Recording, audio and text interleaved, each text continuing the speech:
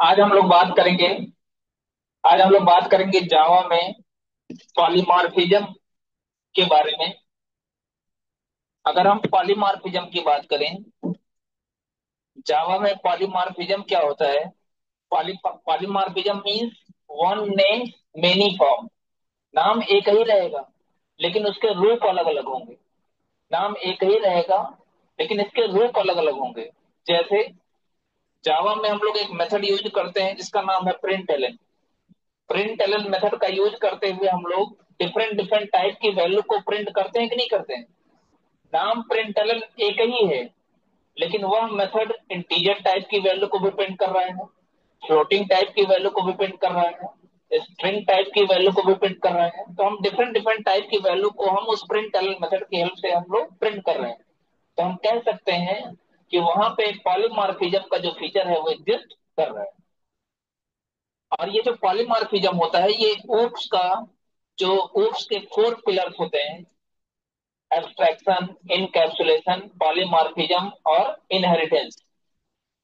तो जो four pillars होते हैं उनमें से एक पिलर आपका कौन सा होता है? पॉलीमॉर्फिज्म। और ये बहुत इंपॉर्टेंट फीचर होता है। तो पॉलीमॉर्फिज्म जब भी आपसे कोई पूछे polymorphism means what do you mean by polymorphism, तो आप कहेंगे polymorphism means one name but many forms allowing the same method or object to behave differently in different situation। मतलब मेथड सेम रहेगा लेकिन वो अलग अलग सिनेरियो में अलग अलग तरीके से बिहेव करेगा। अगर हम ऐसा चाहते हैं तो हमको पॉलीमॉर्फिज्म फीचर का यूज करना पड़ेगा। एक और एग्जांपल बता देख लेते हैं। जैसे मान लीजिए हमने कोई एरिया नाम का मेथड बनाया हुआ है। एरिया नाम का मेथड एरिया नाम का कोई मेथड हमने बनाया हुआ है। हम उस एरिया नाम के मेथड का यूज करते हुए कुछ इस तरीके से ऐसे बना सकते हैं आप। वाइड एरिया नाम का हमने मेथड बनाया हुआ है। इस मेथड का यूज करते हुए हम लोग क्या कर सकते हैं? रेक्टेंगल का भी एरिया कैलकुलेट कर सकते हैं। नाम एक ही रहेगा, बस फार्मूले चेंज हो जाएंगे। क्योंकि बिहेवियर कब चेंज होगा? जब उसके अंदर लिखा गया कोड चेंज होगा, कोड अलग होगा, तभी ना इसका बिहेवियर चेंज होगा। भाई कोड भी सेम रहेगा, फंक्शन का नाम भी सेम रहेगा तो ऑपरेशन तो सेम ही परफॉर्म करेगा ना। बात समझ रहे नहीं समझ रहे? तो हम इस एरिया नाम के मेथड का यूज करते हुए हम लोग रेक्टेंगल का भी एरिया कैलकुलेट कर सकते हैं, ट्रायंगल का भी निकाल सकते हैं, स्क्वायर का भी निकाल सकते हैं। अगर हम ऐसा कर रहे हैं तो हम कह सकते हैं कि यहाँ पे पॉलीमॉर्फिज्म का एक फीचर एग्जिस्ट कर रहा है। ठीक है। तो जब भी कोई पॉलीमॉर्फिज्म के बारे में पूछे तो हम इतना बता देंगे। अब बात करते हैं पॉलीमॉर्फिज्म के टाइप्स के बारे में। तो पॉलीमॉर्फिज्म टू टाइप्स का होता है। एक होता है कंपाइल टाइप पॉलीमॉर्फिज्म, एक होता है run time polymorphism. Compile time polymorphism का डिस्कशन हम अभी करेंगे तुरंत, लेकिन रन टाइम पॉलीमॉर्फिज्म का डिस्कशन हम लोग कब करेंगे? जब इनहेरिटेंस पढ़ लेंगे उसके बाद। कंपाइल टाइम पॉलीमॉर्फिज्म का डिस्कशन हम लोग अभी करेंगे, लेकिन रन टाइम पॉलीमॉर्फिज्म का डिस्कशन कब होगा? जब इनहेरिटेंस पढ़ लेंगे तब। अब आइए जानते हैं कंपाइल टाइम पॉलीमॉर्फिज्म क्या होता है। कंपाइल टाइम पॉलीमॉर्फिज्म को स्टैटिक पॉलीमॉर्फिज्म या स्टैटिक बाइंडिंग कहा जाता है, या इसी को अर्ली बाइंडिंग भी कहा जाता है। इसके कई नाम हैं, नाम से कंफ्यूज मत होइएगा। कंपाइल टाइम पॉलीमॉर्फिज्म को ही स्टैटिक पॉलीमॉर्फिज्म या स्टैटिक बाइंडिंग या इसी को अर्ली बाइंडिंग भी कहा जाता है। इसका नाम कंपाइल टाइम क्यों कहा गया, क्यों पड़ा? क्योंकि जब भी हम कोई मेथड बनाते हैं जब भी हम कोई मेथड बनाते हैं तो दो चीजें बनाते हैं। एक तो मेथड को डिफाइन करते हैं। बताओ भाई, डिफाइन करते हैं कि नहीं करते हैं?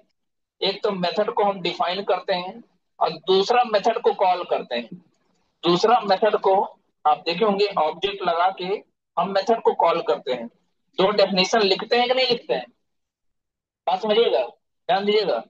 अब ये जो मेथड कॉल, ये आपका कौन सा स्टेटमेंट है? ये आपका मेथड कॉल है। ये मेथड कॉल है। तो इसमें जो लिंकिंग होती है, ध्यान से सुनिएगा। बाइंडिंग का मतलब स्टैटिक बाइंडिंग में बाइंडिंग शब्द आ रहा है। तो बाइंडिंग का मतलब क्या होता है? बाइंडिंग का मतलब ये होता है कि मेथड कॉल और मेथड डेफिनेशन के बीच में बाइंडिंग होती है। मतलब ये वाला पोर्शन इससे लिंक होता है, ये वाला पोर्शन इससे लिंक होता है। भाई जब मेथड कॉल करेगा तो कैसे कॉल करेगा? बिना लिंक किए कॉल करेगा। तो जब ये मेथड कॉल इस मेथड डेफिनेशन के साथ लिंक होता है, तो इसी चीज को क्या कहा जाता है? इसी चीज को बाइंडिंग कहा जाता है। क्या कहा जाता है? बाइंडिंग कहा जाता है। और ये बाइंडिंग कब होती है? कंपाइल टाइम पे होती है। ये बाइंडिंग कब होती है? कंपाइल टाइम पे होती है। यही कारण है कि इसको क्या कहा जाता है? कंपाइल टाइम पॉलीमॉर्फिज्म, या स्टैटिक पॉलीमॉर्फिज्म, या स्टैटिक बाइंडिंग, या अर्ली बाइंडिंग के नाम से जाना जाता है। तो जब भी आपसे कोई पूछे कंपाइल टाइम पॉलीमॉर्फिज्म क्या होता है, तो आप बताएंगे कंपाइल टाइम पॉलीमॉर्फिज्म को स्टैटिक पॉलीमॉर्फिज्म, स्टैटिक पॉलीमॉर्फिज्म, या स्टैटिक बाइंडिंग, या अर्ली बाइंडिंग कहा जाता है।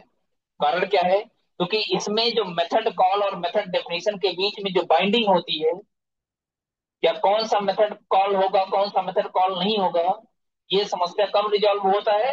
कंपाइल टाइम पे, वो भी सोर्स कोड बाइट कोड में कन्वर्ट होने से पहले। ठीक है।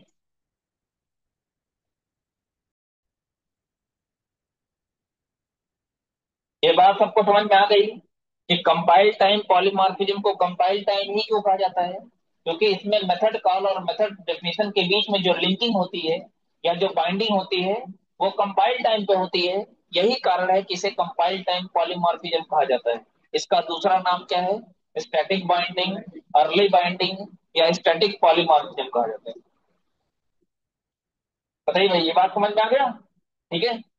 अब यहाँ पे हम इसको अचीव कैसे करते हैं? तो कंपाइल टाइम पॉलीमॉर्फिज्म को अचीव करने के लिए हम लोग क्या यूज करते हैं? इसका कॉन्सेप्ट यूज करते हैं, मेथड ओवरलोडिंग का। मतलब ये है कि मेथड ओवरलोडिंग के जरिए ही हम लोग कंपाइल टाइम पॉलीमॉर्फिज्म को अचीव कर सकते हैं। अच्छा, in Java this is achieve through method overloading. अगर कंपाइल टाइम पॉलीमॉर्फिज्म को अचीव करना चाहते हो तो आपको मेथड ओवरलोडिंग का कॉन्सेप्ट यूज करना पड़ेगा। मेथड ओवरलोडिंग क्या होता है? In method overloading where where multiple methods have the same name but different in parameters। मतलब मेथड ओवरलोडिंग क्या होता है? एक क्लास के अंदर एक क्लास के अंदर मल्टीपल मेथड्स होते हैं। ध्यान से सुनिएगा। एक क्लास के अंदर दो अथवा दो से ज्यादा मेथड जो होते हैं, उनके नाम क्या होंगे? सेम होंगे। बस डिफरेंट किस में होगा? या तो नंबर ऑफ पैरामीटर में, या तो टाइप ऑफ पैरामीटर, या तो ऑर्डर ऑफ पैरामीटर में। नंबर ऑफ पैरामीटर का मतलब ये हो गया कि हम ऐसे यहाँ पे देखें, हमने अभी एरिया नाम का एक मेथड बनाया है। इसके अंदर हम एक पैरामीटर पास कर दें। फिर एक और दूसरा वाइड एरिया नाम का मेथड बना दें। उसके अंदर हम तीन पैरामीटर पास कर दें। एक और वाइड एरिया नाम का मेथड बना दें। हम कई बना सकते हैं ना भाई। एक क्लास के अंदर हम एक ही मेथड को कई बार डिफाइन कर सकते हैं, लेकिन बशर्ते अंतर किस बात का होना चाहिए? या तो नंबर ऑफ का होना चाहिए। जैसे मान लीजिए कोई क्लास हमने बना लिया टेस्ट नाम का, इसके अंदर एक मेथड बना लिया वाइड एरिया, हमने आपको बता ही दिया। इसके अंदर एक पैरामीटर पास कर दो। ठीक है। हालांकि ये चीज हम ओवरलोडिंग में आपको बताएंगे डिटेल में। बस हमको यहाँ पे देखना है कि ओवरलोडिंग में होता है कैसे। इसके अंदर दो पैरामीटर पास कर दो। बताइए भाई, मेथड का नाम एक ही है कि नहीं है? बस अंतर किस बात का है? नंबर ऑफ पैरामीटर का। यहाँ पे एक एक आर्गुमेंट पास, एक पैरामीटर पास किया गया, यहाँ पे दो पैरामीटर पास। अब मान लो दोनों जगह हमको दो दो पास करना है, तो ठीक है, टाइप का डिफरेंस कर लो। टाइप का डिफरेंस का मतलब यहाँ डबल कर दो, यहाँ डबल कर दो, हो गया टाइप का डिफरेंस। अब इस केस में देखो नंबर ऑफ पैरामीटर सेम है, लेकिन यहाँ पे भी हम डबल करते हैं, यहाँ पे भी डबल करते हैं, तो बताओ डिफरेंस हो जाएगा नहीं हो जाएगा? पहले वाले में इंटीजर टाइप के पैरामीटर और दूसरे वाले में डबल टाइप के पैरामीटर। तो हम इस बिहाफ पे हम लोग इस बिहाफ पे हम लोग मेथड ओवरलोडिंग हम लोग कर सकते हैं। ठीक है। बहरहाल मेथड ओवरलोडिंग को हम लोग अलग से देखेंगे। इसमें बस हमको इतना ही बताना था कि पॉलीमॉर्फिज्म क्या होता है, पॉलीमॉर्फिज्म क्या होता है, और पॉलीमॉर्फिज्म कितने टाइप के होते हैं। दो टाइप होते हैं, जिसमें आज हमने आपको कंपाइल टाइम पॉलीमॉर्फिज्म बता दिया। अब इसके एग्जांपल को हम लोग नेक्स्ट क्लास में देखेंगे।